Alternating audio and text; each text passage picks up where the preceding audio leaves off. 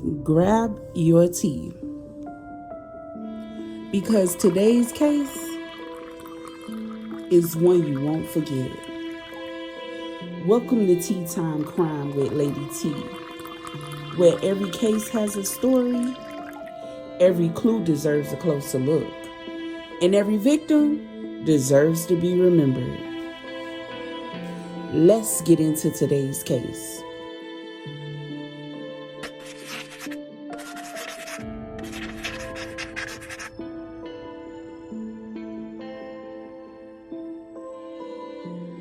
Hey, tea sippers. Welcome to Tea Time Crime with Lady T, where we spill the tea respectfully, because behind every case is a real person. Today's story isn't just about an unidentified man. It's about how a son, a TSA employee, and a man whose fingerprints were already on file somehow spent nearly 2 years known only as a case number. This is the story of Mr. Jermaine Richards.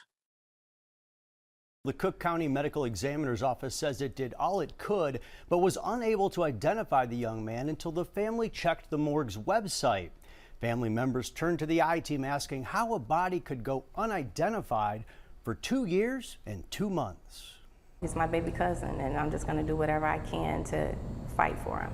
LaTanya Cole and her family say they're desperate for answers from the Cook County Medical Examiner's Office about 28-year-old Jermaine Richards. He had been there for 2 years and 2 months. What do you think about that? It's the disgrace is unacceptable. How could they keep a body for so long?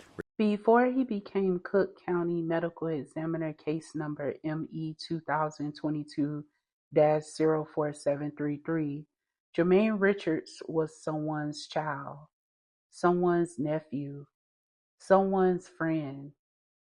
He lived in Chicago. He worked for the Transportation Security Administration, better known as TSA. And so what's crazy about it is that because of that job, his fingerprints had already been taken by the federal government. In 2022, Jermaine suddenly stopped contacting his family. His father, Tommy Richards, he knew something wasn't right. According to reports, he repeatedly contacted authorities after weeks went by without hearing from his son. But despite those efforts, an official missing person report wasn't filed until January 2024. Think about that.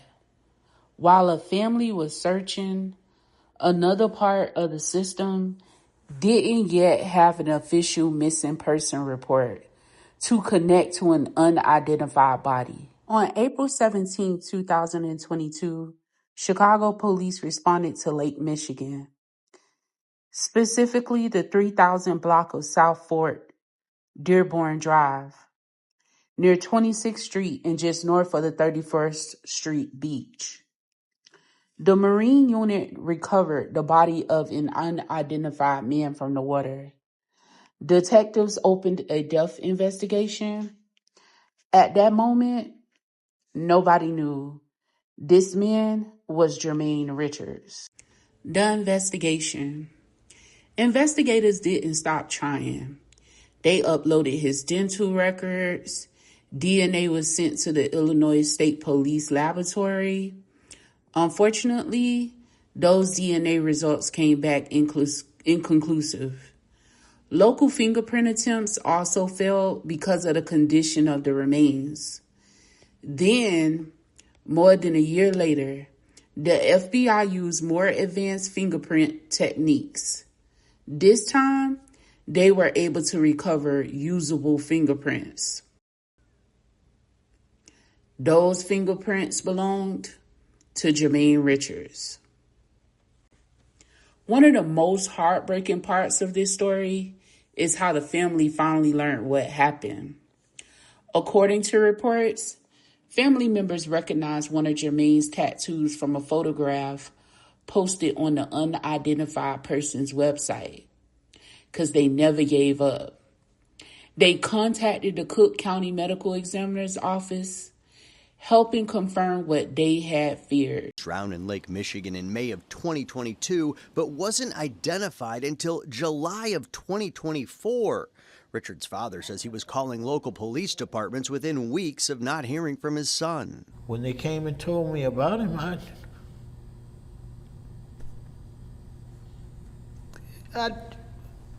Then an official missing persons report was filed by his cousins in January of 2024. We have a big family. We thought that people had spoken to him. It was another 7 months before Richard's identity was verified by the medical examiner's office, only after family members called when they identified this picture with a familiar tattoo on the ME's Unidentified Persons website. The ME's office says it does not have access to missing persons reports. Jermaine's father said, "I had no idea he was in the morgue. That was the last thing on my mind." Those words are difficult to hear because they remind us that families aren't just searching for answers. They're hoping for their loved one to come home. Today, Jermaine's family has filed a wrongful death lawsuit against Cook County. The lawsuit alleges that the medical examiner's office failed to take timely and appropriate steps to identify Jermaine and communicate with his family. Because this case is still pending in court, I won't speculate on the outcome. I'll continue to follow the case and share updates as they become public.